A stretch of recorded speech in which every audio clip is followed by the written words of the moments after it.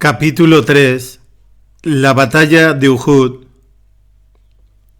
Y ciertamente Dios cumplió su promesa con vosotros cuando con su venia estabais a punto de derrotar a vuestros enemigos, pero entonces os faltó firmeza y fuisteis en contra de la orden del profeta, y desobedecisteis después de que él os dejara entrever la victoria que anhelabais. Había entre vosotros quienes deseaban solo esta vida, y había también entre vosotros quienes deseaban la otra vida, y entonces, para probaros, os impidió la derrota a vuestros enemigos, pero ahora os ha perdonado, pues Dios es sumamente generoso con los creyentes. Corán 3:152. Todo el mundo en Meca se alegró de la llegada de la caravana procedente de Palestina. La caravana había estado en serio peligro unos pocos días durante su travesía por la ruta costera cercana a Medina, y estuvo a punto de ser capturada por los musulmanes. Fue gracias a la pericia y liderazgo de Abu Sufyan, el jefe de la caravana, lo que impidió su captura. La caravana estaba formada por 1000 camellos y había salido con 50.000 dinares en mercancías, con los cuales Abu Sufyan había obtenido un beneficio del 100%. Dado que todas las familias principales de Meca habían invertido en esta caravana, su regreso, cargada con tales beneficios, fue motivo de júbilo en toda Meca. Era primavera en Arabia, el mes de marzo del 624. Mientras en Meca la gente cantaba y bailaba y los comerciantes se frotaban las manos a la espera de su parte en los beneficios, el ejército derrotado y diezmado de los Quraysh marchaba penosamente de regreso a Meca. Este ejército se había puesto apresuradamente en marcha en respuesta a la llamada de auxilio de Abu Sufyan, nada más advertir el peligro de un ataque por parte de los musulmanes. Sin embargo, antes de que el ejército de Quraysh entrara en acción, Abu Sufyan había conseguido salvar a la caravana y envió un mensaje a los Quraysh de que se volvieran a Meca, pues el peligro había pasado. Pero Abu Jahl, que era quien comandaba el ejército, se negó a considerar el retorno. Había pasado los últimos 15 años de su vida en una enconada oposición al profeta, Dios le bendiga y guarde, y no iba a dejar pasar esta oportunidad. En vez de regresar, insistió en entablar batalla con los musulmanes. Ahora ese orgulloso ejército volvía a casa humillado y en estado de shock. Mientras el ejército de Quraysh iba de camino, un mensajero se adelantó hacia Meca montado en un camello veloz. Nada más alcanzar los suburbios de la ciudad, se desgarró la túnica y estalló en angustiosas lamentaciones, anunciando la tragedia. La gente de Meca se agolpó ansiosa a su alrededor para obtener noticias de la batalla. Preguntaban por sus seres queridos y él les informó de su destino. Entre los presentes estaba Abu Sufyan y su esposa Hind. De boca de este mensajero, Hind supo de la pérdida de sus seres más queridos, la muerte de su padre, Utbah, a manos de Ali y Hamza, el tío del profeta, Dios le bendiga y guarde, de la muerte de su tío Saiba a manos de Hamza, de la muerte de su hermano Walid a manos de Ali, de la muerte de su hijo Andala a manos de Ali. Maldijo entonces a Hamza y a Ali y juró venganza. La batalla de Badr fue el primer choque importante entre los musulmanes y sus enemigos. Una pequeña hueste de 313 musulmanes se mantuvo firme como una roca frente al ataque de 1000 infieles. Tras 1 hora o 2 de duros combates, los musulmanes destrozaron al ejército de los Quraysh y estos se retiraron en desorden del campo de batalla. Los mejores de Quraysh cayeron en la batalla o fueron tomados prisioneros. Un total de 70 paganos cayeron muertos y otros 70 fueron capturados por los musulmanes con un coste para sí mismo de solo 14 muertos. Entre los muertos había 17 miembros de Banu Makhzum, la mayoría de ellos primos o sobrinos de Khalid. Abu Jahl murió y Walid, el hermano de Khalid, fue tomado prisionero. A medida que el mensajero anunciaba los nombres de los caídos y de aquellos que los habían matado, los Quraysh observaron la frecuencia con que se repetían los nombres de Ali y Hamza. Solo Ali había matado a 18 hombres y había participado en la muerte de otros 4. Hamza había dado muerte a 4 hombres y había compartido con Ali la muerte de otros 4. El nombre de Ali dominó, por tanto, el ambiente de esta triste reunión. 2 días después, Abu Sufyan presidía una reunión de todos los jefes de Quraysh. No había uno solo de los presentes que no hubiera perdido a un familiar en Badr. Algunos habían perdido a sus padres, otros a sus hijos y otros a sus hermanos. Los más exaltados en esta conferencia fueron Safwan ibn Umayya e Ikrima, el hijo de Abu Jahl. Ikrima fue el más difícil de refrenar. Su padre había tenido la responsabilidad de liderar el ejército de Quraysh en Badr y había muerto en la batalla. El hijo sentía cierto consuelo de saber que su padre había matado a un musulmán en Badr y que él mismo había dado muerte a otro. Además, había atacado y cortado el brazo del musulmán que había herido de muerte a su padre, pero eso no bastaba para saciar su sed de venganza, y repetía una y otra vez que, como nobles de Quraysh, su honor les obligaba a tomar venganza. «Y yo he perdido a mi hijo Handala», dijo Abu Sufyan. «Mi sed de venganza no es menor que la tuya. Seré el primero en prepararme para cometer una poderosa expedición contra Muhammad». En esta reunión, todos juramentaron de tomar venganza. Esta vez nadie se quedaría atrás. Se prepararía una expedición como jamás se había visto en Meca y se invitaría a otras tribus locales para que se unieran a esta fuerza y tomaran parte en la aniquilación de los musulmanes. Todo el beneficio de la caravana, que ascendía a 50.000 dinares, se gastaría en financiar la expedición, y Abu Sufyan fue elegido por unanimidad como comandante del ejército de Quraysh. Abu Sufyan tomó ahora 2 decisiones, la primera de las cuales fue más o menos aceptada unánimemente. No habría lamentaciones ni luto por los caídos en Badr. La idea detrás de esta orden era que las lágrimas lavarían la amargura de los corazones y que esa amargura debía mantenerse viva hasta que hubieran tomado su revancha sobre los musulmanes. Sin embargo, aquellos cuya carga de dolor era demasiado pesada para soportarla lloraban en secreto. La segunda decisión se refería a los prisioneros que estaban en manos de los musulmanes. Abu Sufyan prohibió cualquier intento de obtener su liberación por temor a que si esos intentos se realizaban inmediatamente, los musulmanes encarecerían el precio. Esta decisión no fue, sin embargo, obedecida por todos. 2 días después, un hombre salió en secreto de Meca al amparo de la noche con intención de rescatar a su padre. Cuando los demás se enteraron, tomaron el asunto en sus manos y liberaron a sus seres queridos. Abu Sufyan no tuvo más remedio que revocar su orden. El precio de los rescates variaba. El precio más alto era de 4.000 dirhams y se estableció una escala de precios que descendía hasta los 1.000 dirhams, para aquellos que no podían pagar más.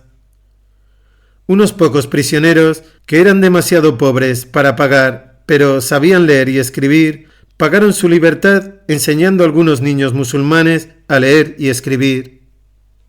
Algunos de los más pobres fueron liberados por el profeta, Dios le bendiga y guarde, sin rescate, con la condición de que nunca tomarían las armas en contra de los musulmanes. Entre los que acudieron a negociar la liberación de los prisioneros estaba Ikrima, Khalid, que había estado ausente en la batalla por encontrarse fuera del Hijaz, y Hisam, el hermano de Khalid. Khalid y Hisam negociaron el rescate de su hermano Walid. Cuando Hisam supo que el rescate a pagar era de 4.000 dirhams, se puso a regatear para pagar menos, pero su hermano Khalid le contuvo. Pagaron la suma de 4.000 dirhams por la liberación de Walid y después los 3 hermanos se fueron de Medina y acamparon para pasar la noche en un lugar llamado Dhul Hulaifa, situado a pocos kilómetros de la ciudad. De aquí, durante la noche, Walid escapó del campamento, regresó a Medina y presentándose ante el profeta, declaró su adhesión al Islam. En adelante demostró ser un musulmán devoto y el profeta, Dios le bendiga y guarde, le cobró gran cariño. Y a pesar de su nueva fe, su relación con Khalid siguió siendo tan afectuosa y cercana como siempre. Mientras que en la reunión de los Quraysh el tema central de la discusión había sido la venganza, otro factor que arrastraba a los Quraysh a combatir a los musulmanes era su supervivencia económica.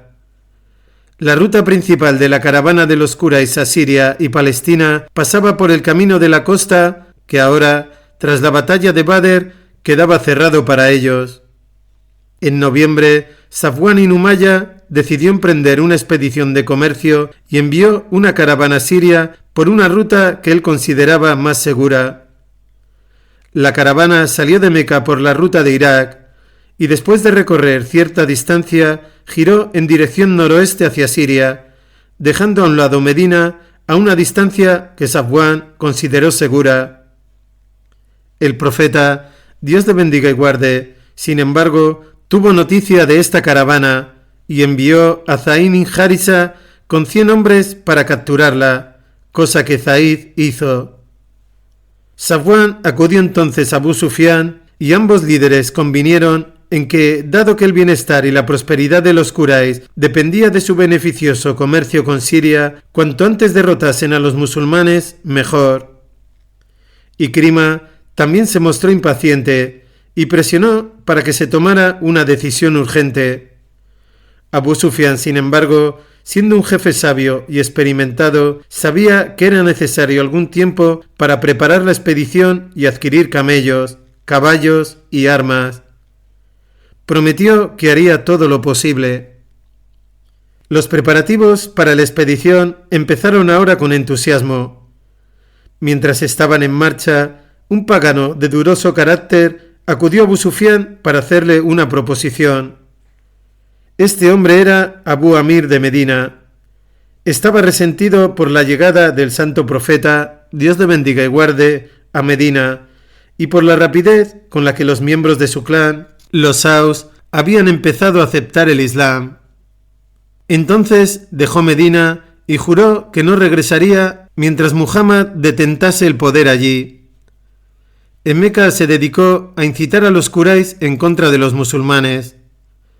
En el pasado, Abu Amir era conocido por el sobrenombre del monje, pero el santo profeta le había puesto el apelativo del impío. Por ello los musulmanes conocían a este hombre como Abu Amir el impío. Cuento con 50 miembros de mi clan que están de mi parte, le dijo Abu Sufyan. Tengo gran influencia dentro de mi clan, los Aus. Te propongo que antes de que empiece la batalla se permita dirigirme a los Aus que están con los musulmanes y estoy seguro de que desertarán de Muhammad y se pasarán a mi lado. Abu Sufyan aceptó complacido el ofrecimiento. Los Aus eran una de las 2 tribus principales de Medina y formarían más de un tercio del ejército musulmán. Se iniciaron conversaciones con las tribus vecinas y empezaron a llegar fuertes contingentes de Kinana y de Thaqif.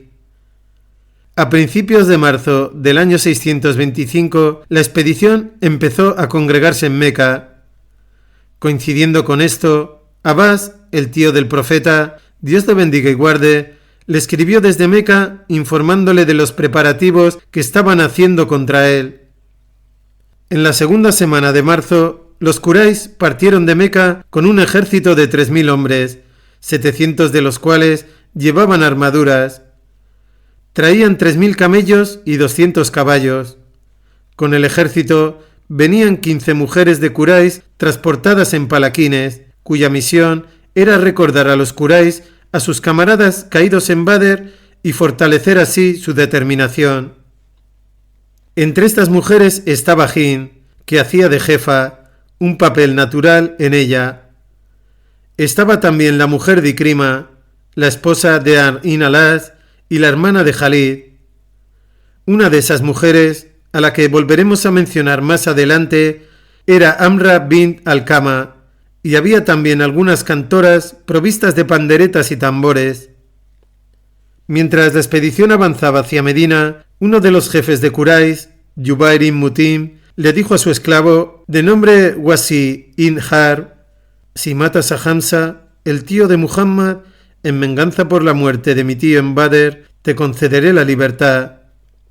Wasi, que significa salvaje, aceptó la proposición. Se trataba de un negro abisinio de gran corpulencia que solía combatir armado con una jabalina como se hacía en su nativa África. Era extremadamente hábil con este arma y tenía fama de no fallar nunca. Después de viajar un trecho más, Wasi vio como uno de los camellos que transportaba un palaquín se acercó a él. Desde el palaquín, Hind se asomó y se dirigió a Wasi. Padre de la negrura, le dijo, sana mi dolor y obtén tu recompensa. Le prometió que si mataba a Hamza, en venganza por la muerte de su padre a manos de aquel, le daría todas las joyas que llevaba puestas. Wasi observó con codicia los adornos que llevaba, su collar, brazaletes y los anillos que llevaba en los dedos. Parecían muy costosos y sus ojos brillaron con la idea de hacerse con ellos. El santo profeta, Dios le bendiga y guarde, había sido advertido por Abbas de los preparativos de los Quraysh antes de que abandonasen Meca. Mientras cubrían la distancia, siguió recibiendo información de su avance por parte de algunas tribus amigas. El 20 de marzo, los Quraysh llegaron cerca de Medina y acamparon a pocos kilómetros de la ciudad, en una zona boscosa al oeste del monte Uhud.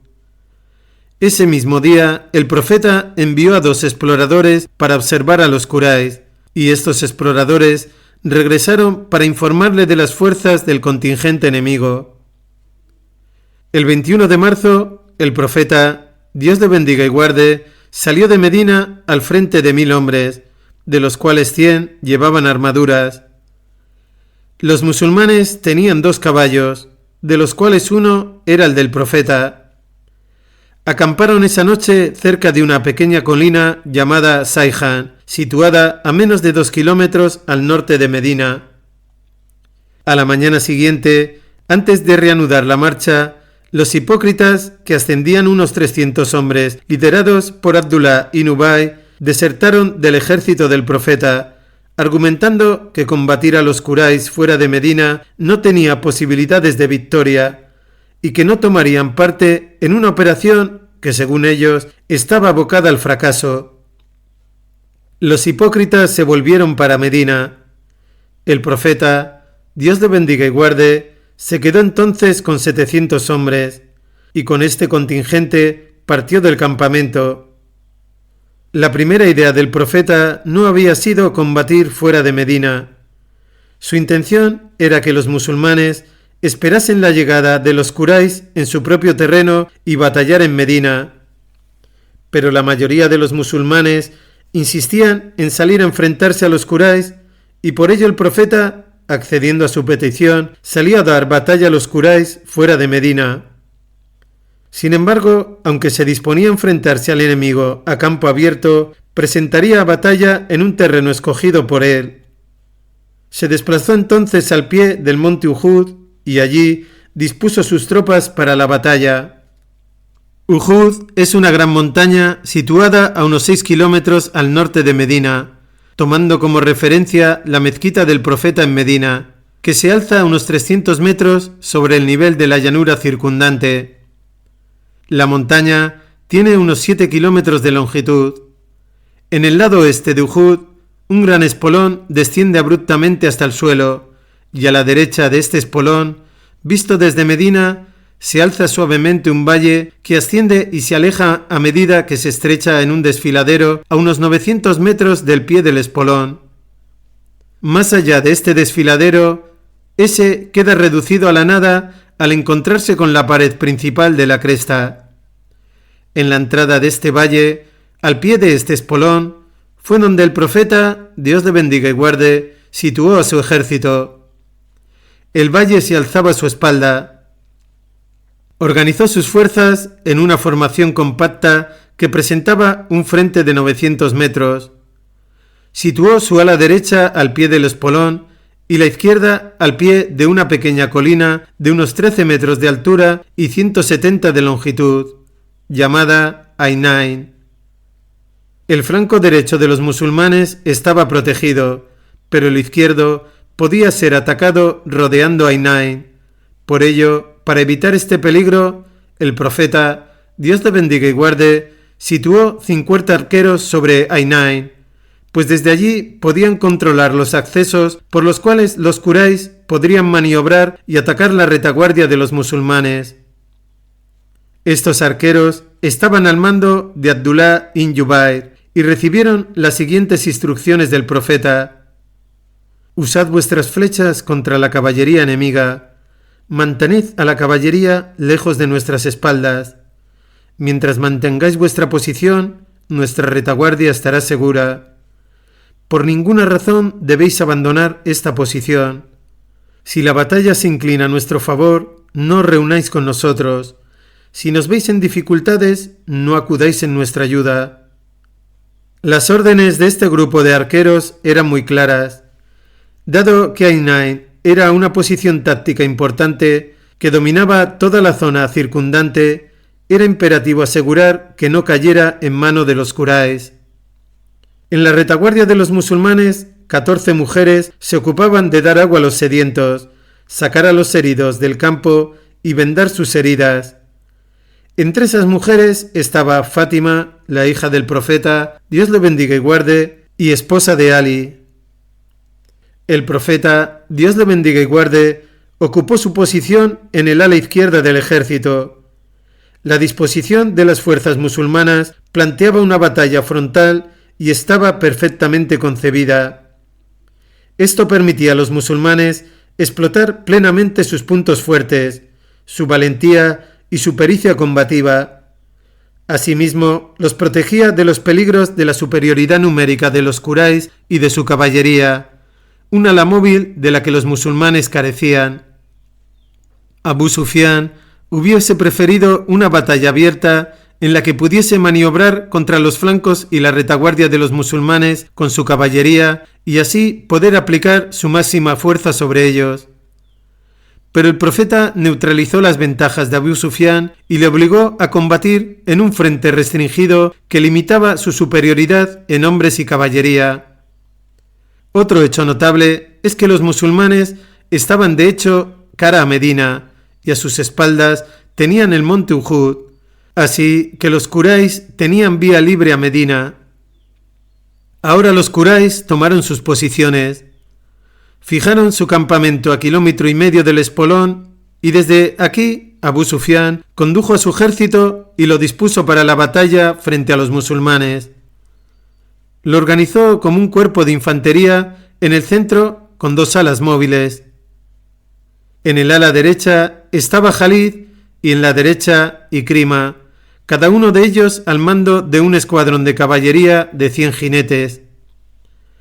Amr ibn al-As tenía el mando general de la caballería, pero su tarea principal era de coordinación. Abu Sufyan situó a 100 arqueros delante de su primera fila para la confrontación inicial. El estandarte de Quraysh era portado por Talha ibn Abi Talha, uno de los supervivientes de Badr. Esta era la disposición de las fuerzas de Quraysh. De espaldas a Medina y frente a los musulmanes y al monte Uhud. De hecho, se hallaban entre el ejército musulmán y su base en Medina. Justo detrás del ejército de Quraysh se encontraban sus mujeres. Antes del inicio de la batalla, estas mujeres, dirigidas por Hind, se movían entre las filas del ejército de Quraysh, recordándoles a los caídos en Badr. Entonces, justo antes de que estas mujeres tomasen su posición en la retaguardia del ejército, se escuchó la voz clara y fuerte de Hind que cantaba: «Oh hijos de Abu Dardar, defensores de nuestros hogares, Somos hijas de la noche, nos movemos entre cojines. Si avanzáis, os abrazaremos. Si retrocedéis, os abandonaremos a una separación sin amor. Era la mañana del sábado 22 de marzo del 625, 7 de Sawal del año 3 de la Égira, justo un año y una semana después de Badr. Los ejércitos se dispusieron frente a frente en filas ordenadas. 700 musulmanes contra 3000 idólatras. Esta era la primera vez que Abu Sufyan comandaba un ejército contra el profeta, Dios le bendiga y guarde, pero contaba con subalternos competentes y se sentía seguro de la victoria. Los musulmanes repetían las palabras del Corán: Dios nos basta y qué excelente protector es. Corán 373. Y aguardaron la decisión de Dios. El primer acontecimiento después de la formación de los ejércitos fue el intento del impío de subvertir a los Aus. Este hombre se adelantó a las filas del ejército de Quraysh acompañado de sus 50 seguidores y un grupo numeroso de esclavos de los Quraysh. Se plantó ante los Aus y les gritó: «Oh gentes de Aus, soy Abu Amir, ya me conocéis». La respuesta de los Aus fue unánime: «No eres bienvenido, impío». Esto fue seguido de una lluvia de piedras arrojadas con entusiasmo por los Aus contra el granuja y su grupo, bajo la cual estos se retiraron a toda prisa hacia las filas de los Quraysh. Observando los gestos de burla en los rostros de los Quraysh, el granuja asumió una actitud profética y proclamó: «Un mal ha caído sobre mi gente desde que los dejé». Pero eso no impresionó a los Quraysh. Tras el desplante al impío, los arqueros dispararon sus arcos desde ambos frentes. Fue una especie de duelo de artillería entre los 100 arqueros de Quraysh y los arqueros musulmanes, tanto los dispuestos sobre Ainain como los dispersos en la primera fila de los musulmanes. Se dispararon muchas descargas. A resguardo de los arqueros de Quraysh, Khalid avanzó con su escuadrón para atacar al ala izquierda de los musulmanes, pero se vio forzado a retroceder por los certeros disparos de los arqueros musulmanes. Una vez finalizado el duelo de los arqueros, se escuchó de nuevo en el campo de batalla la canción de las mujeres de Quraysh: «Somos las hijas de la noche». La fase siguiente fueron los duelos entre paladines de ambos ejércitos. Talá, el portaestandarte de los Quraysh, se adelantó de la primera fila y gritó: «Soy Talá, hijo de Abu Talá, ¿quién sale a batirse conmigo?». En respuesta a su desafío, Ali se adelantó y antes de que Talá pudiera blandir su espada contra él, Ali le golpeó con su espada y lo derribó.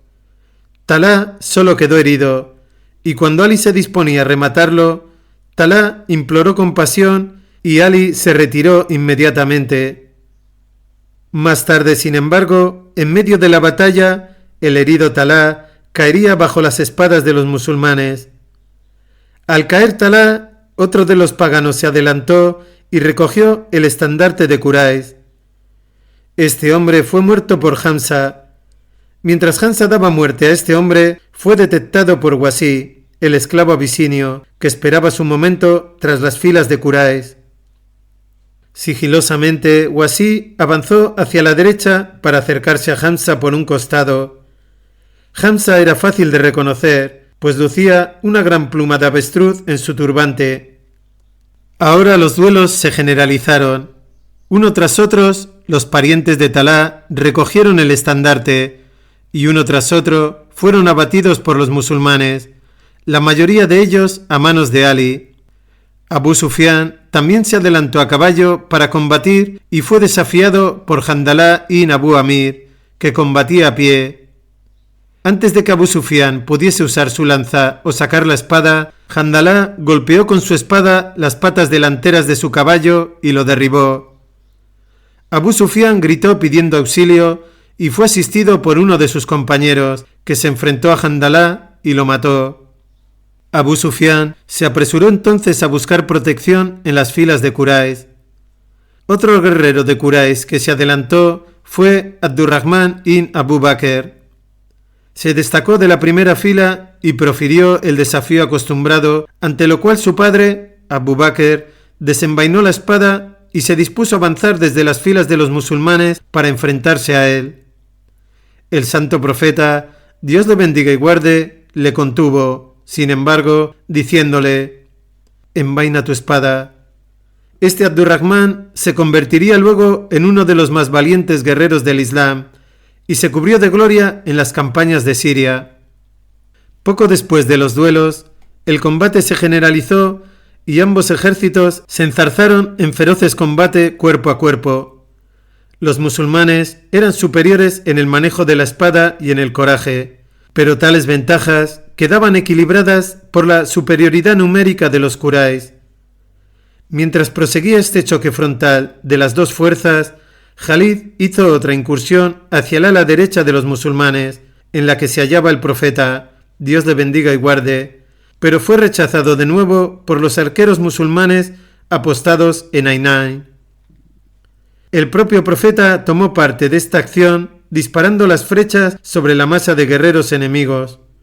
A su lado estaba Sa'd ibn Abi Waqqas, que era un artesano fabricante de flechas y estaba entre los mejores arqueros de su tiempo. El profeta le señaló los blancos a Sa'd y éste ponía en ellos sus flechas certeramente.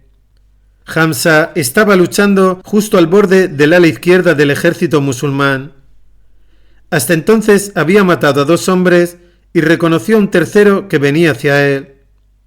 Un hombre llamado Sibá ibn Abdul Usa, a quien Hamza conocía bien. «Ven aquí, hijo de una circuncisora», gritó Hamza. La madre de Sibá solía hacer circuncisiones en Meca. La sangre encendió el rostro de Sibá y desenvainando su espada se abalanzó hacia Hamza. Mientras los 2 hombres empezaban su duelo con espada y escudo, Wasi avanzó entre rocas y arbustos, se fue acercando a Hamza. Finalmente, cuando lo tuvo al alcance de su jabalina, su ojo experto midió la distancia que le separaba de su víctima. Entonces se levantó y blandió la jabalina dispuesto a arrojarla. Hamza descargó un golpe mortal sobre la cabeza de Sibá y éste se desplomó como un bulto a los pies de Hamza. En ese momento, Wasi lanzó su jabalina. Este arma cruel, arrojada con certera puntería, alcanzó a Hamza en el abdomen y le atravesó el cuerpo. Hamza se giró hacia Wasi y, rugiendo de rabia, avanzó unos pasos en dirección a él. Tembloroso, Wasi aguardaba agazapado detrás de una gran roca, pero Hamza apenas pudo dar unos pocos pasos antes de caer al suelo. Wasi esperó hasta ver que el cuerpo de Hamza quedaba inerte. Entonces se acercó al cadáver, arrancó su jabalina y se alejó del campo de batalla. Había cumplido su objetivo. Wasi lucharía en otras batallas durante su vida, pero para el noble Hamza, que Dios esté complacido de él, el león de Dios y de su profeta, no habría más batallas. Poco después de esto, el ejército de Quraysh dio muestras de debilidad y los musulmanes arreciaron su ataque.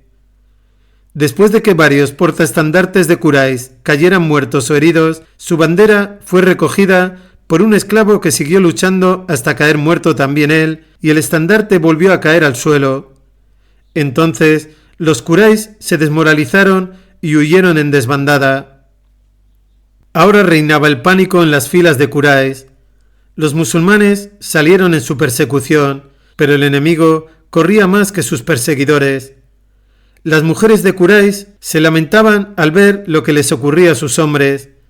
Ellas también salieron huyendo, y levantándose las faldas para así poder correr mejor, mostraron a los complacidos musulmanes el curioso espectáculo de sus piernas desnudas. Todas las mujeres corrieron salvo Amra, que se mantuvo donde estaba, justo detrás de la línea de batalla original de los Quraysh. Los musulmanes llegaron al campamento de los Quraysh y empezaron a saquearlo. En el campamento la confusión era total. Las mujeres y los esclavos corrían de un lado para otro, intentando escapar con vida, mientras los musulmanes rapiñaban todo lo que podían encontrar entre gritos de satisfacción. No había el menor atisbo de orden, disciplina o control, pues los musulmanes creían que la batalla estaba ganada. Ciertamente, la primera fase de la batalla había pasado. Las bajas habían sido escasas, pero los Quraysh habían sido claramente derrotados. Esto debería haber señalado el fin de la batalla de Uhud, pero no fue así. Mientras los Quraysh huían y los musulmanes, pisándoles los talones, invadían su campamento, las dos alas móviles de los Quraysh mantuvieron sus posiciones. Tanto Khalid como Ikrima retrocedieron ligeramente de sus posiciones anteriores, pero mantuvieron controlados a sus hombres, sin dejar que ningún jinete se retirase. Khalid observaba atentamente aquella situación confusa, mirando alternativamente a los Quraysh que huían, a los musulmanes ocupados en el saqueo y a los arqueros apostados sobre Ain. No sabía qué debía hacer, pero sabía ser extremadamente paciente y esperaba una oportunidad que le mostrara una línea de acción. Pronto su paciencia se vio recompensada. Cuando los arqueros de Ain vieron la derrota de los Quraysh y la irrupción de los musulmanes en el campamento enemigo, se volvieron impacientes por tomar parte en el saqueo. El botín de los Quraysh era muy tentador. Volviéndose hacia su comandante, Abdullah ibn Jubayr, le pidieron permiso para unirse a sus compañeros, pero Abdullah se mostró firme en su negativa. «Conocéis perfectamente las órdenes del enviado de Dios», dijo. «Debemos mantenernos en esta colina hasta recibir órdenes de abandonarla». «Sí, pero no era eso lo que el enviado de Dios quiso decir», respondieron los arqueros. «Debíamos mantener esta colina durante la batalla, pero la batalla ha concluido y no tiene sentido seguir aquí». Y a pesar de las protestas de su comandante, la mayoría de los arqueros bajó de la colina y corrieron hacia el campamento de los Quraysh gritando: «¡El botín! ¡El botín!». Abdullah se quedó sobre la colina con 9 arqueros. Este movimiento fue observado por los agudos ojos de Khalid, que esperó hasta que los arqueros llegaron al campamento de Quraysh. Ahora Khalid vio su oportunidad. Lanzó un ataque de su caballería contra el puñado de arqueros que quedaban sobre el otero, con intención de capturar la posición y asegurarse terreno para maniobrar. Ikrima vio el movimiento de Khalid y, cruzando al galope la llanura, se unió al escuadrón de este. Cuando el escuadrón de Khalid alcanzó la cima del otero, el escuadrón de Ikrima estaba justo detrás, y el propio Ikrima se adelantó y empezó a tomar parte en el asalto contra los arqueros musulmanes. Los fieles arqueros que se habían mantenido sobre la colina resistieron valientemente. Algunos cayeron muertos y el resto, todos heridos, fueron desalojados de la posición por el ataque de Khalid. Abdullah ibn Jubayr, defendiendo hasta el último aliento la posición que el profeta, Dios le bendiga y guarde, le había encomendado, sufrió numerosas heridas antes de morir finalmente a manos de Ikrima. Ahora el escuadrón de Khalid, seguido del de Ikrima, avanzó hasta aparecer por detrás de la línea establecida por los musulmanes 1 hora antes. Aquí ambos escuadrones giraron hacia la izquierda y cargaron contra los musulmanes por detrás. Ikrima, con parte de su escuadrón, atacó al grupo que se mantenía al lado del santo profeta, Dios le bendiga y guarde, mientras que el escuadrón de Khalid y el resto de los jinetes de Ikrima atacaron a los musulmanes en el campamento de Quraysh. Khalid se adentró en la retaguardia de los sorprendidos musulmanes, confiando en que, aprovechando el elemento sorpresa, pronto los haría pedazos. Pero los musulmanes se resistieron a la derrota. Cuando la caballería de Quraysh llegó al campamento, se produjo un tumulto en las filas de los musulmanes y unos pocos de ellos perdieron la cabeza y huyeron. La mayoría, sin embargo, se aprestaron a combatir. Mientras el profeta, Dios le bendiga y guarde, siguiera vivo, estos hombres no se resignarían a la derrota. Pero cuando los musulmanes se volvieron para combatir a la caballería de Quraysh, Amr se lanzó a recoger el estandarte de Quraysh que yacía en el suelo. Alzó en sus manos el estandarte y lo agitó sobre su cabeza, esperando que el cuerpo principal del ejército de Quraysh pudiese verlo. Para entonces Abu Sufyan había recuperado el control del grueso de su infantería. Vio la maniobra de la caballería, vio el estandarte de Quraysh ondeando en manos de Amr y lanzó a sus hombres de nuevo a la ofensiva. Sabiendo que los musulmanes habían sido atacados por la retaguardia por la caballería, los Quraysh se lanzaron de nuevo a la refriega profiriendo un grito de batalla. ¡Por Al-Usá! ¡Por Jubal! Los musulmanes se encontraban ahora luchando en dos frentes. La caballería de Quraysh les atacaba por detrás y se enfrentaban al grueso de su infantería por delante. El propio Abu Sufyan entró en liza y mató a un musulmán. La situación pronto se hizo desesperada para los musulmanes, que se dividieron en pequeños grupos descoordinados que luchaban por su cuenta intentando repeler los ataques de la caballería y la infantería. La confusión se generalizó y en medio del polvo algunos musulmanes empezaron a luchar entre sí. Había cierto estado de alarma, pero aún no cundía el pánico. Las bajas empezaron a aumentar entre los musulmanes, pero se mantuvieron firmes, decididos a luchar hasta el fin.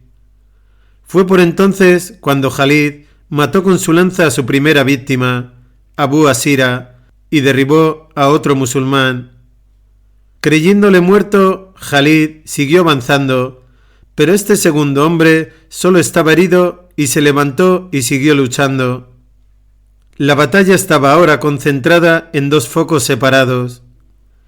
Estaba el grueso de las fuerzas musulmanas enfrentado a la sección principal del ejército de Quraysh, y estaba el grupo alrededor del santo profeta, Dios le bendiga y guarde, que combatía contra parte del escuadrón de Ikrima y un destacamento de la infantería de Quraysh que regresaba para atacarle.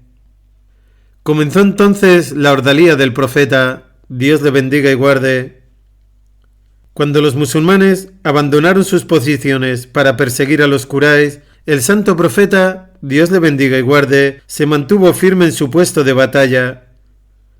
Contaba aquí con 30 de sus compañeros que se mantuvieron a su lado sin ceder a la tentación de ir tras el botín.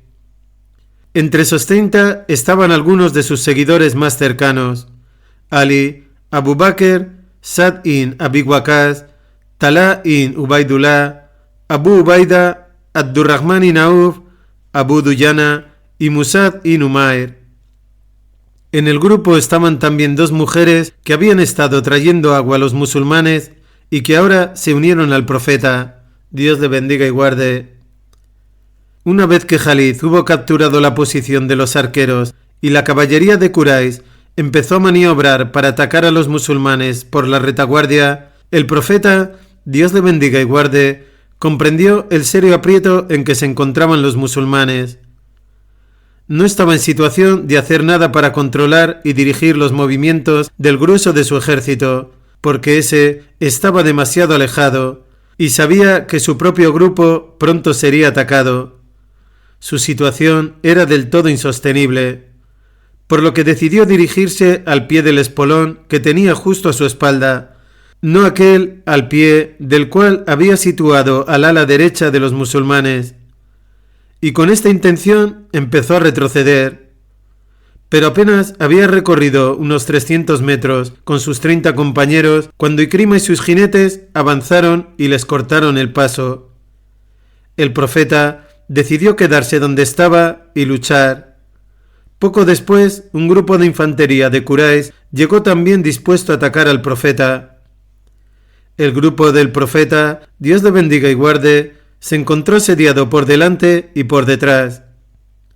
Los musulmanes hicieron un cordón de seguridad alrededor del profeta para defenderle y el combate se fue haciendo gradualmente más intenso.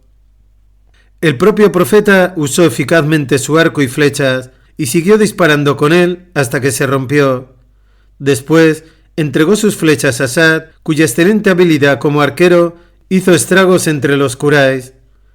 Cada musulmán tuvo que enfrentarse a un grupo de 3 o 4 adversarios, o bien cayó muerto o consiguió mantenerlos a raya y hacerles retroceder. El primero de los Quraysh en alcanzar la posición que ocupaba el profeta, Dios le bendiga y guarde, fue Ikrima. Cuando Ikrima avanzaba hacia el profeta, liderando un grupo de hombres, éste se volvió hacia Ali y señalando hacia el grupo le dijo: «Ataca a esos hombres». Ali les atacó y les hizo retroceder, matando a uno de ellos. Luego, otro grupo de jinetes se acercó a la posición, y de nuevo el profeta indicó a Ali: «Ataca a esos hombres». Ali les hizo retroceder y mató a otro idólatra. Cuando aumentó la ferocidad de los combates, los Quraysh dirigieron una lluvia de flechas y piedras contra el grupo del profeta, Dios le bendiga y guarde. Su táctica era usar esos proyectiles desde cierta distancia para luego atacar con sus espadas, a caballo o a pie.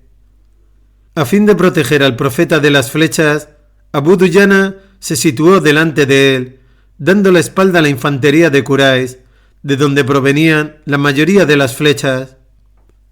Pronto la espada de Abu Duyana tenía tantas flechas clavadas que parecía un erizo. Pronto siguió pasándole sus flechas a Sa'd. Talá también se mantuvo al lado del profeta.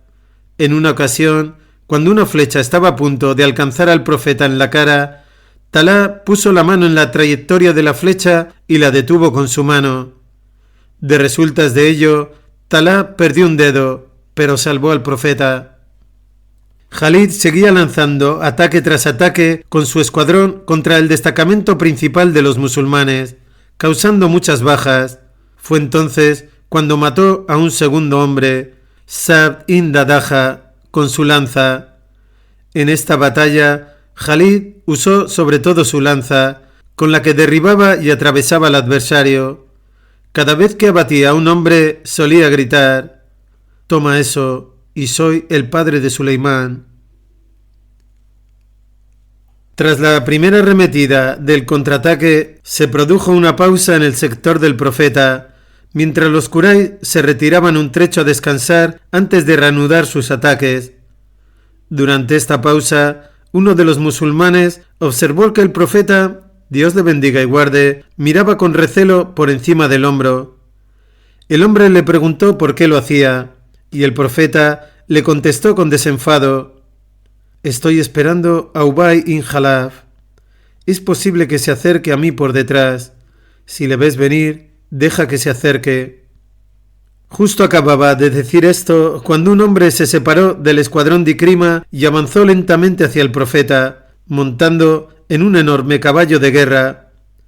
El hombre gritó: «Muhammad, aquí estoy, que no viva yo si tú escapas con vida». Al oír esto, algunos de los compañeros pidieron permiso al profeta para deshacerse de aquel hombre, pero el profeta les dijo: «Dejadle». Los compañeros se hicieron a un lado y dejaron el camino libre para que el jinete se acercase. En la batalla de Badr, un joven llamado Abdullah ibn Ubay, no confundir con el otro Abdullah ibn Ubay, el jefe de los hipócritas, fue tomado prisionero por los musulmanes. Su padre, Ubay ibn Khalaf, vino a Medina a rescatarle y pagó la suma de 4.000 dirhams por su liberación. Una vez pagado el rescate y liberado el joven, Ubay, que seguía en Medina, se mostró insolente ante el profeta, Dios le bendiga y guarde. Le dijo: «Muhammad, tengo un caballo llamado Aud al que alimento todos los días con varias medidas de grano. Un día te mataré montado en él». El profeta le había respondido: «No, no me matarás, sino que te mataré yo mientras vas montado en ese caballo tuyo, si Dios quiere». El hombre había sonreído burlonamente mientras se alejaba cabalgando con su hijo. Y ahora Ubay ibn Khalaf avanzaba hacia el profeta en su caballo. Vio cómo los compañeros le dejaban libre el paso, vio al profeta aguardándole, y a su pesar admiró al hombre al que había venido a matar. El profeta, Dios le bendiga y guarde, llevaba puestas 2 cotas de malla, llevaba un casco de malla, cuyas orejeras le cubrían las mejillas. Su espada estaba envainada, sujeta en un cinturón de cuero, y en su mano sostenía una lanza. Ubay observó a los hombres anchos y poderosos de Muhammad, y observó sus manos grandes y fuertes, manos capaces de romper una lanza en 2. El profeta presentaba una estampa magnífica. Poca gente sabe hoy que el profeta Muhammad, Dios le bendiga y guarde, era uno de los hombres más fuertes de su tiempo. Si a esa gran fuerza personal añadimos el hecho de haber sido escogido por Dios, podemos imaginarnos cuán formidable podía parecer a cualquier oponente. Pero Ubay no se arredró. Acababa de matar a un musulmán y su moral era alta. Hubiera bastado con que el profeta, Dios le bendiga y guarde, les hubiera dicho a sus compañeros que mataran a Ubay. Habrían caído sobre él y le habrían hecho pedazos. O podría haberle dado una simple orden a Ali: mata a ese hombre, y el hombre podía darse por muerto, pues cuando Ali se proponía matar a un hombre, nada podía salvarle. Pero el profeta les había dicho a sus compañeros que se hiciesen a un lado. Esta vez no quería ayuda de nadie. Era un asunto de honor personal, un lance de caballero. Muhammad sabía luchar solo como un caballero árabe y estaba preparado para responder a un desafío personal. Ubay detuvo su caballo al llegar frente a Muhammad, Dios le bendiga y guarde. No tenía prisa. Sin dudar por un momento que Muhammad esperaría su ataque, se tomó su tiempo en desenvainar la espada, pero para entonces ya era demasiado tarde, porque el profeta levantó su lanza e hirió con ella a Ubay en la parte alta del pecho. Ubay trató de esquivar el golpe, pero no fue lo bastante rápido. La lanza se le clavó en el hombro derecho, cerca de la base del cuello. Era una herida leve, pero Ubay cayó del caballo y al caer se fracturó una costilla. Antes de que el profeta pudiera asestarle otra lanzada, Ubay se levantó apresuradamente y corrió gritando hacia sus camaradas. Estos le pararon y preguntaron cómo le había ido, a lo que Ubay respondió con voz temblorosa: «Por Dios, Muhammad me ha matado». Sus compañeros examinaron la herida y le dijeron que se dejara de tonterías, que era una herida superficial y sanaría pronto. La voz de Ubay se volvió estridente y exclamó: «Voy a morir». Cuando los Quraysh trataron de consolarle, Ubay perdió por completo el control y exclamó histéricamente: «Os digo que voy a morir. Muhammad dijo que me mataría. Si Muhammad tan solo me hubiese escupido, habría muerto». Ubay estaba totalmente desesperado. Cuando los Quraysh regresaron a Meca, se fue con ellos. Mientras estaban acampados en un lugar llamado Saraf, no lejos de Meca, el pobre desgraciado murió. La causa de su muerte no fue desde luego atribuible a la herida, pero solo Dios sabe.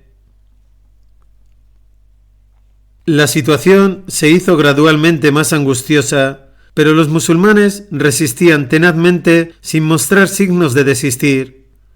Abu Sufyan y Khalid querían llegar a una solución rápida, porque la batalla se había prolongado bastante. Los Quraysh decidieron, por tanto, aumentar la presión y, si fuera posible, llegar hasta el profeta, Dios le bendiga y guarde, ya que su muerte probablemente tendría como resultado el fin de la resistencia.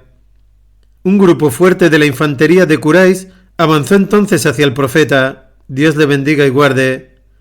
Los defensores musulmanes siguieron combatiendo y muchos de ellos fueron abatidos. 3 hombres de Quraysh lograron romper el cerco y se pusieron a tiro de piedra del profeta.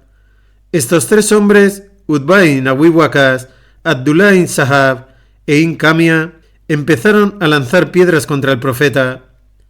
El primero, un hermano de Saad, acertó con 4 pedradas en el rostro del profeta, Dios le bendiga y guarde, le rompió 2 incisivos inferiores al profeta y le hizo un corte en el labio inferior. Abdullah le acertó con una piedra que abría una brecha en la frente del profeta, e Hincamia le hizo un corte en la mejilla de una pedrada que además hizo que 2 eslabones del casco de malla del profeta se clavasen en su pómulo. Como resultado de estos golpes, el profeta, Dios le bendiga y guarde, cayó al suelo, donde fue asistido por Talá. En ese momento, un puñado de musulmanes se apartó del profeta y contraatacaron ferozmente, haciendo que los Quraysh retrocedieran. Sa'd dejó su arco, desenfundó la espada y se lanzó contra su hermano. Pero éste salió corriendo y se refugió en las filas de Quraysh. Sa'd diría después que nunca había querido matar tanto a alguien como había querido matar entonces a su hermano Utbah por haber herido al profeta. Hubo entonces otra pequeña pausa en la que el profeta, Dios le bendiga y guarde, se limpió la sangre de la cara.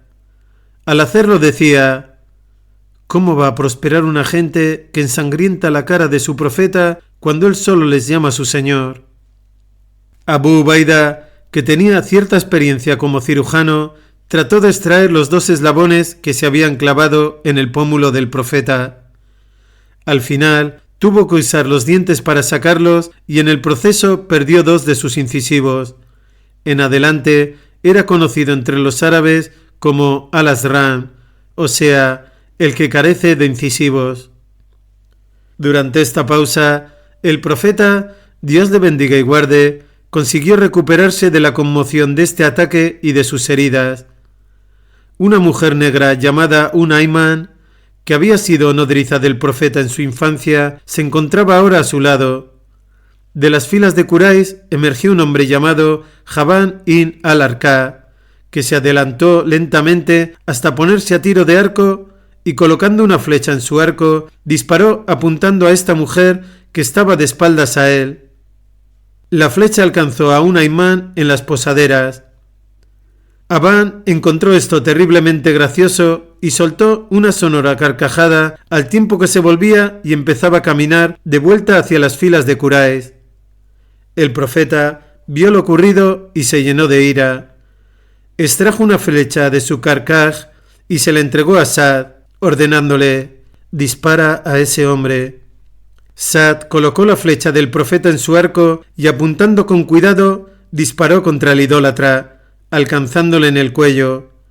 Esta vez fue el profeta quien rió. Los Quraysh emprendieron ahora su última cometida mediante violentos ataques contra el profeta, Dios le bendiga y guarde, desde todas direcciones.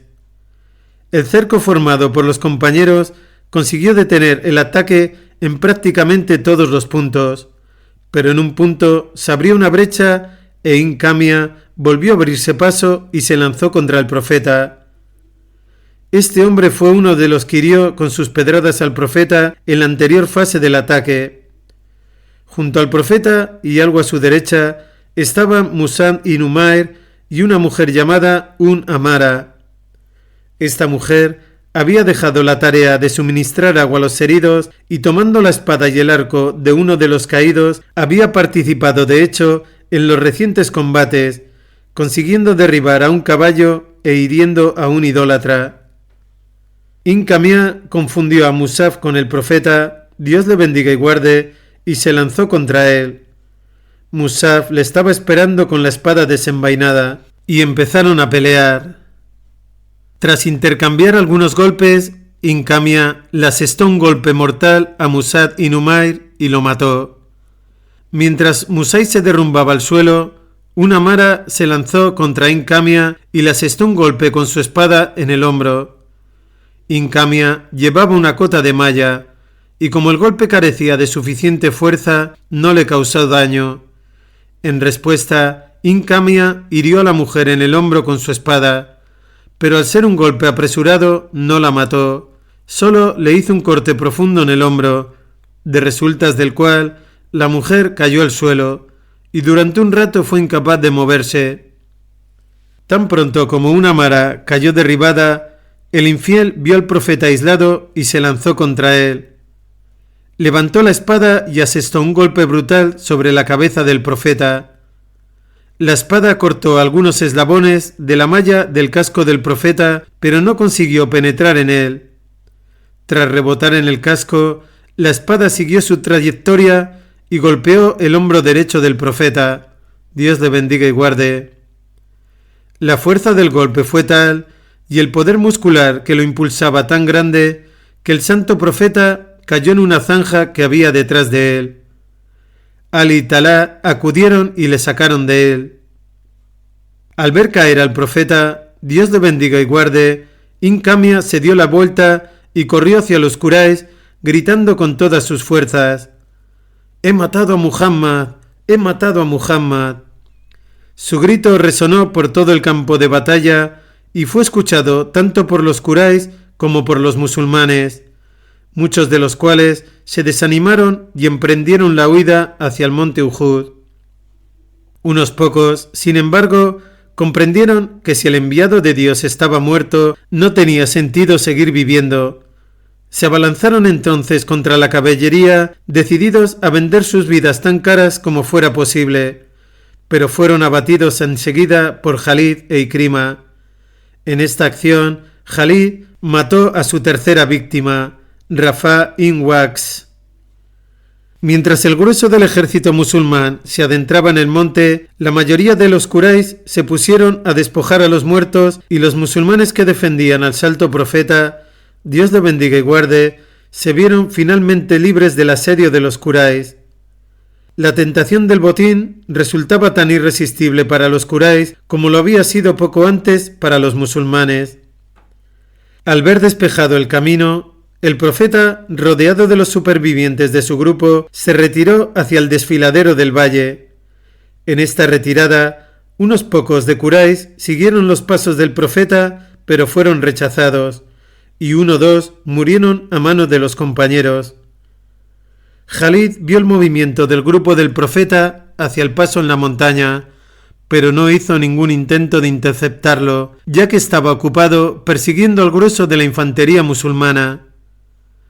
Por esto el profeta no tuvo dificultad en llegar al desfiladero, y el grupo subió la empinada pendiente del eslabón, allí donde formaba un risco rocoso de unos 130 metros de altura, en el filo este del desfiladero. Aquí, en una hendidura de la roca, el profeta hizo un alto para observar el trágico panorama que aparecía ante él. Del grupo de 30 hombres que habían luchado con el profeta, Dios le bendiga y guarde, en las pocas acciones anteriores solo quedaban 14 y la mayoría estaban heridos. 16 de ellos habían caído en defensa del profeta y por la causa de Dios. En este estado, los musulmanes abandonaron el campo de batalla. Unos huyeron lejos despavoridos, otros regresaron a Medina y algunos no se reunieron con el profeta, Dios le bendiga y guarde, sino hasta 2 días después. Pero aquellos que buscaban refugio en las colinas avanzaron en pequeños grupos, se abrieron paso combatiendo a la caballería de Quraysh y llegaron hasta el pie del monte Uhud. Aquí se dispersaron, unos refugiándose en las colinas, otros escalando hasta la cima y otros escondiéndose en los desfiladeros. Ninguno de ellos sabía qué hacer ahora. Los Quraysh se habían adueñado por completo del campo de batalla. Al llegar al desfiladero, el profeta, Dios le bendiga y guarde, tuvo un respiro para atender a sus heridas. Fátima se reunió ahora con él. Ali trajo agua en su escudo de una charca cercana y Fátima sollozaba levemente mientras lavaba la sangre del rostro de su padre y vendaba sus heridas. Al amparo de este paso inaccesible, donde los Quraysh no podían atacar en masa, el profeta dio descanso a su cuerpo maltrecho y cansado. De los musulmanes que se habían refugiado en el monte Uhud, algunos vagaban sin rumbo, sin saber a dónde ir ni qué hacer. Uno de ellos, llamado Ka'b ibn Malik, se adentró en el desfiladero y al ver al profeta, Dios le bendiga y guarde, le reconoció. Era un hombre de voz poderosa. Se subió a una gran peña y volviéndose en la dirección donde sabía que estaban la mayoría de los musulmanes, gritó: Alegraos, musulmanes, aquí está el enviado de Dios. Y al gritar apuntaba con la mano en dirección al profeta. De resultas de esta llamada, que no fue escuchada por los Quraysh, muchos grupos de musulmanes atravesaron las colinas y se reunieron con el profeta. Uno de esos era Umar, que no cabía en sí de gozo al ver al profeta. Mientras tanto, Abu Sufyan buscaba al profeta entre los caídos. Recorrió el campo de batalla y registró el rostro de cada uno de los muertos, esperando ver la cara de su enemigo. De vez en cuando preguntaba a sus hombres: ¿dónde está Muhammad? Mientras merodeaba en este empeño, se topó con Khalid y le hizo la misma pregunta. Este le dijo que había visto a Muhammad, Dios le bendiga y guarde, rodeado de sus compañeros, dirigiéndose hacia el desfiladero. Khalid señaló el saliente de roca a Abu Sufyan, y éste le dijo que atacase la posición con su caballería. Khalid observó el valle sembrado de rocas que llevaba el espolón, y luego a la empinada pendiente del propio espolón. Le asaltaron serias dudas acerca de esa maniobra, pues sabía que en esa clase de terreno su caballería estaría en grave desventaja. Sin embargo, esperaba que surgiera alguna oportunidad. Como así había sido después de la derrota inicial de los Quraysh, Khalid era un optimista incorregible y ordenó a su escuadrón avanzar hacia el espolón. El profeta, Dios te bendiga y guarde, vio este movimiento y oró: «Oh Señor, no permitas que estos hombres lleguen aquí». Umar reunió un puñado de musulmanes y descendió un trecho por la ladera pendiente a enfrentarse a la caballería de Quraysh. Cuando Khalid se acercó con su escuadrón, vio que Umar y los otros musulmanes le estaban esperando en un terreno más alto. Khalid comprendió que la situación era imposible, que no solo el enemigo estaba mejor posicionado, sino que su caballería sería incapaz de maniobrar en aquel terreno difícil, y se retiró. Esta fue la última maniobra táctica de la batalla de Uhud. Abu Sufyan y Khalid, entre otros, contemplaron ahora una escena que nunca olvidarían y que desaprobaban. El campo de batalla donde yacían los mártires musulmanes era invadido por Hind y las mujeres de Quraysh. Hind encontró el cadáver de Hamza y se lanzó sobre él cuchillo en mano. Hind era una mujer corpulenta y no tuvo dificultades para mutilar el cadáver. Le abrió el vientre y sacó el hígado de Hamza. Cortó un trozo y se lo llevó a la boca, y se lo tragó. Luego le cortó a Hamza la nariz y las orejas, y obligó a las demás mujeres a hacer otro tanto con muchos otros de los cadáveres. Así se acercó entonces a Hind. Esta se volvió hacia él, se despojó de todas sus joyas y se las dio. Y cuando volvamos a Meca, le dijo: «Te entregaré 10 dinares». Habiéndose deshecho de sus joyas, se hizo ahora un collar y tobilleras con las orejas y narices de los mártires que habían sido mutilados, y se colgó estos esperpénticos adornos. Después, esta mujer extraordinaria se puso a cantar: «Os hemos devuelto el día de Badr, un día cruento por otro. No podía soportar la muerte de Utbah, ni la de mi tío, mi hermano, mi hijo. Mi corazón está sereno, mi voto cumplido. Agradecida estaré a Wasi el resto de mi vida, hasta que mis huesos sean polvo en mi tumba». Poco después de escenificado este repugnante drama, Abu Sufyan se adentró en el valle. Mantenía la esperanza de que Muhammad, Dios le bendiga y guarde, hubiera muerto y que Khalid estuviera equivocado. Se subió a un peñasco grande a cierta distancia de la posición del profeta y gritó: «¿Está Muhammad con vosotros?». El profeta indicó a sus compañeros que se mantuvieran en silencio. Abu Sufyan repitió 2 veces su pregunta, pero no obtuvo respuesta. Después, Abu Sufyan preguntó 3 veces: «¿Está Abu Bakr entre vosotros?». Y también 3 veces: «¿Está Umar entre vosotros?». Del espolón no llegaba sino el silencio. Abú Sufián se volvió entonces hacia los Quraysh, que estaban un poco más atrás, y gritó: «Esos tres están muertos, no volverán a daros más problemas».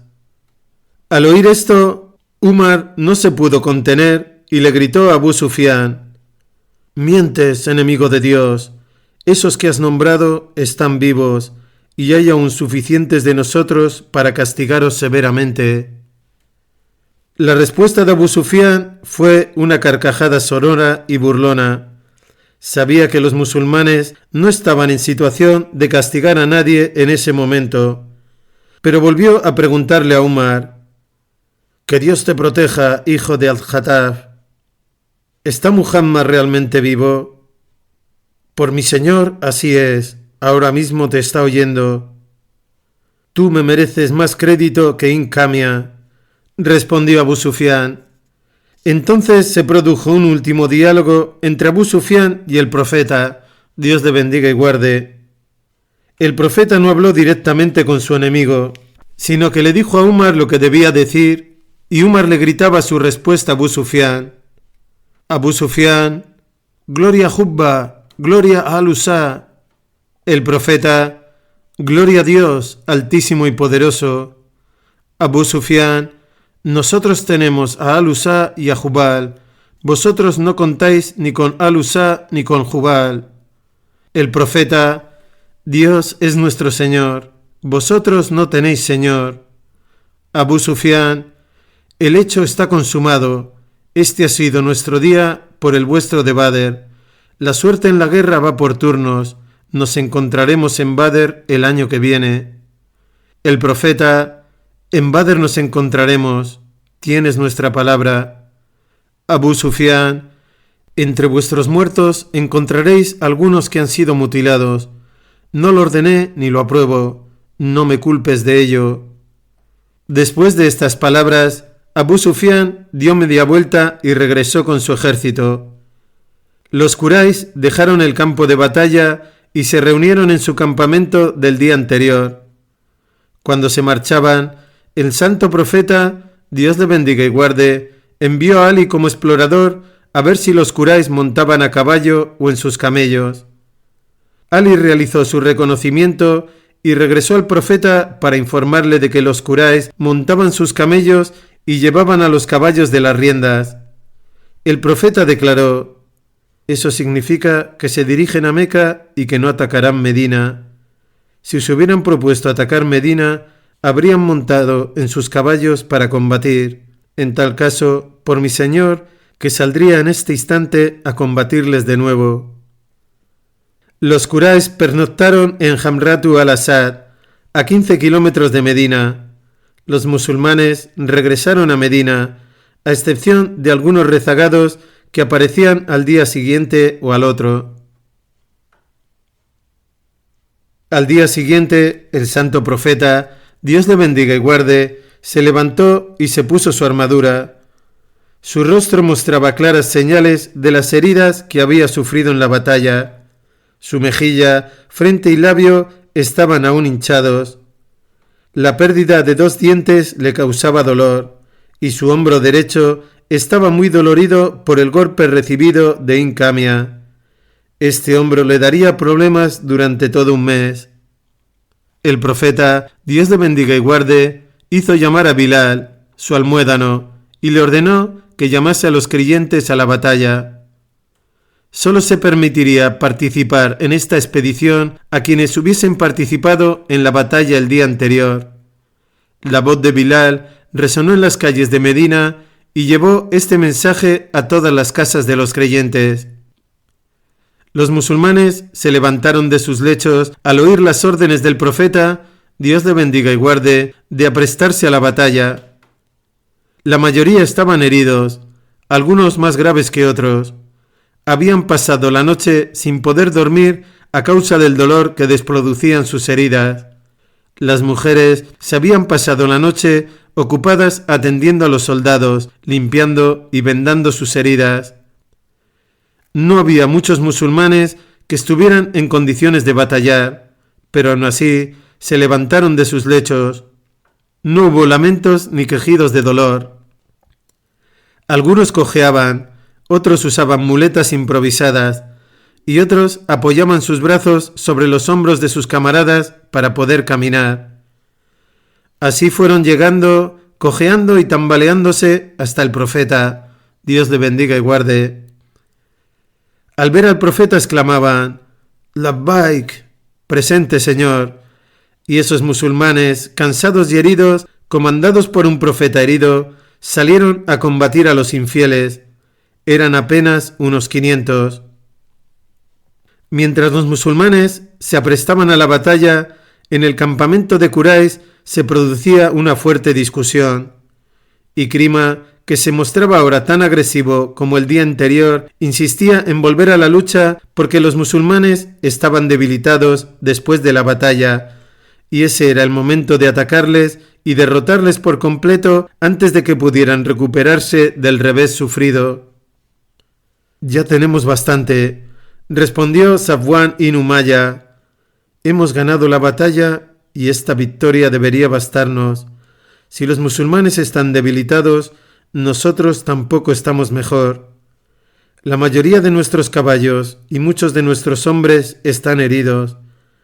En otra batalla, si combatimos con nuestras fuerzas actuales, puede que no tengamos tanta suerte como ayer». Por entonces, los jefes de Quraysh ya sabían también de la deserción de los 300 hipócritas. El temor que tenían era la posibilidad del retorno de esos 300 en arrepentimiento al profeta, Dios le bendiga y guarde, pues esto reforzaría considerablemente el ejército de los musulmanes con tropas de refresco. Mientras proseguía esa discusión entre los Quraysh, sus soldados descubrieron y capturaron a 2 exploradores de los musulmanes enviados por el profeta para recabar información acerca de los Quraysh. Los exploradores fueron ejecutados inmediatamente, pero su presencia confirmaba los temores de Safwan y de Abu Sufyan de que los musulmanes estaban en actitud agresiva y buscaban batalla. Abu Sufyan dio orden de partir inmediatamente hacia Meca y el ejército de Quraysh se puso en marcha. Los musulmanes llegaron a Hamratu al-Asad después del mediodía. Encontraron desierto el lugar y levantaron un campamento. Después de pasar 4 noches en Hamratu al-Asad, regresaron a Medina. La campaña de Uhud había concluido. Un total de 70 musulmanes habían muerto en la batalla. Abu Sufyan había matado a 1, Safwan ibn Umayya, Khalid e Ikrima habían matado cada uno a 3 musulmanes. De los Quraysh habían muerto 22, entre los que estaban los 6 matados por Ali y 3 por Hamza. Fue una derrota para los musulmanes, pero no fue decisiva. Esta fue la segunda batalla importante de la historia del Islam. Fue la primera batalla en la que Abu Sufyan comandó un ejército en contra de los musulmanes y la primera batalla en la vida de Khalid. El santo profeta, Dios le bendiga y guarde, perdió esta batalla y la culpa de ello recae por entero en los indisciplinados arqueros que desobedecieron las órdenes del profeta y las de su inmediato superior. De hecho, al abandonar sus posiciones momentáneamente, estos arqueros dejaron de ser musulmanes y volvieron a ser árabes tribales, adictos al saqueo. Varios escritores han expresado la opinión de que los árabes de ese tiempo eran ignorantes de la guerra organizada, que militarmente no eran más que asaltantes y bandidos, y que nada sabían de técnicas de batalla.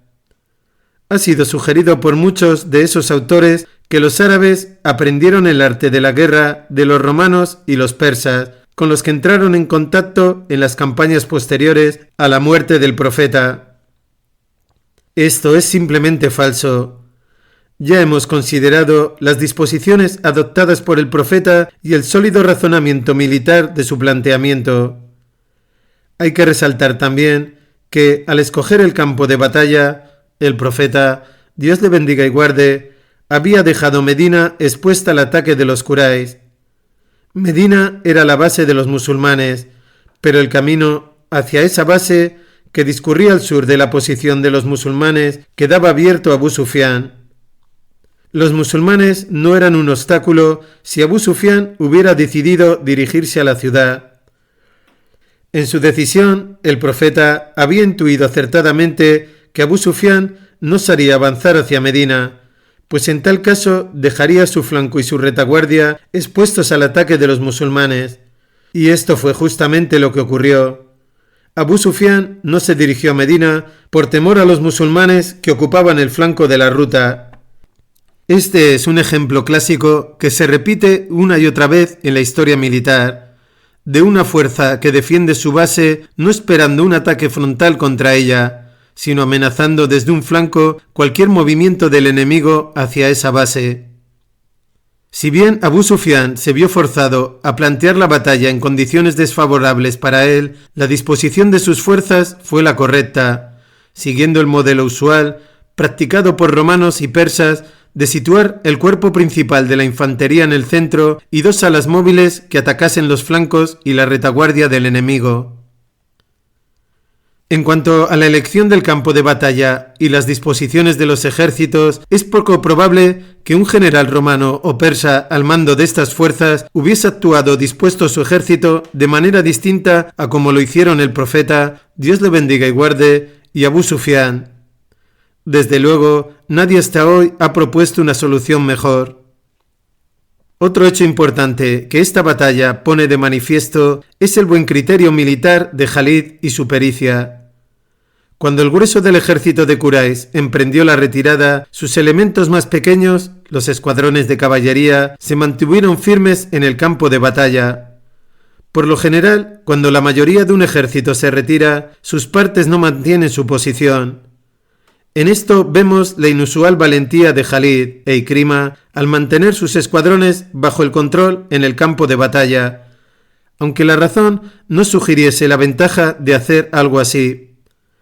Vemos la paciencia de Jalid y su negativa a aceptar la derrota. Solo el agudo ojo de Jalid vio la apertura creada por los arqueros al abandonar su posición. Vio esa oportunidad y tomó una decisión inmediata de aprovechar esta apertura con una respuesta rápida que le diera acceso a la retaguardia de los musulmanes. Fue una maniobra brillante de Jalid que convirtió una cuasi completa victoria de los musulmanes en una cuasi completa derrota. Vemos también la determinación y tenacidad de Jalid en la presión constante que ejerció contra la resistencia de los musulmanes hasta romperla. Los 3 hombres que mató demuestra su valentía personal y su pericia como combatiente. Armado con la audacia y la temeridad de la juventud, y la paciencia y el buen criterio de la edad, Jalid mostró aquí la promesa de grandes logros militares. Esta fue la primera batalla del Islam que presenció la ejecución de una maniobra brillante. Posteriormente, otras maniobras y estratagemas alcanzarían mayor renombre en las batallas de los musulmanes. Algunos de los nombres mencionados en este relato alcanzarían fama inmortal en las 2 décadas siguientes como vencedores y conquistadores. Jalid, Amr ibn al-As, Abu Ubaida, Sa'd ibn Abi Waqqas.